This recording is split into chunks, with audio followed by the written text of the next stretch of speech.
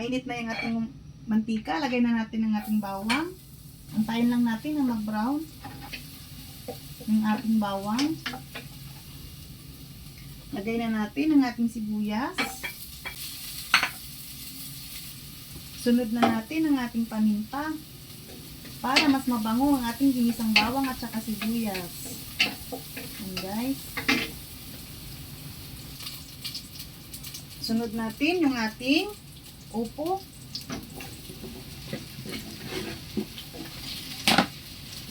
Gisa lang natin yung ating upo. Lagay na rin natin ang ating sardinas. Pero ang diskarte ko guys, sabaw lang muna ang ilalagay ko.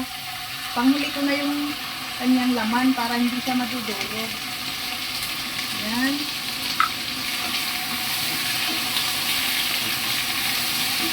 Halo-haloin lang natin.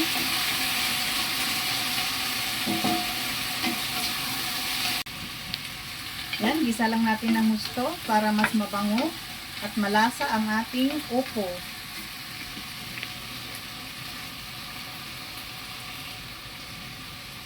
At ngayon, maaari na natin lagyan ng sabaw. Ayan guys. Mga 3 tasa ang nilagay kong sabaw guys. Ayan. Mga 3 tasa. Ayan, antayin lang natin lumambot yung ating upo.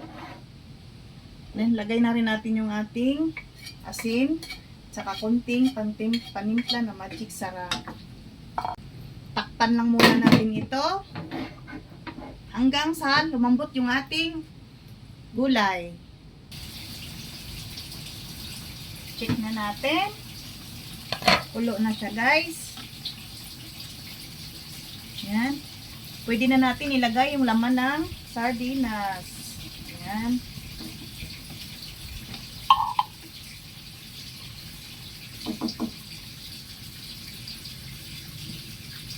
Tatakpan lang natin ulit.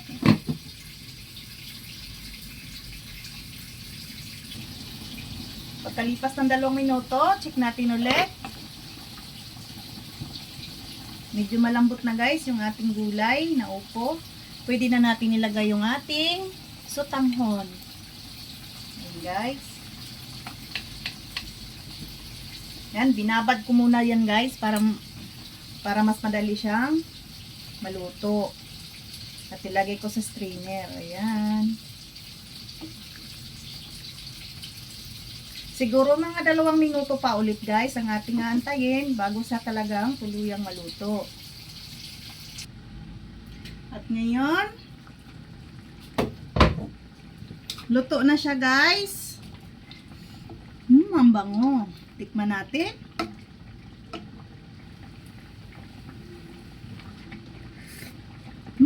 Tama yung lasa. Talagang mapaparami tayo ng kanin. Ayun lamang guys. Sana may natutunan kayo.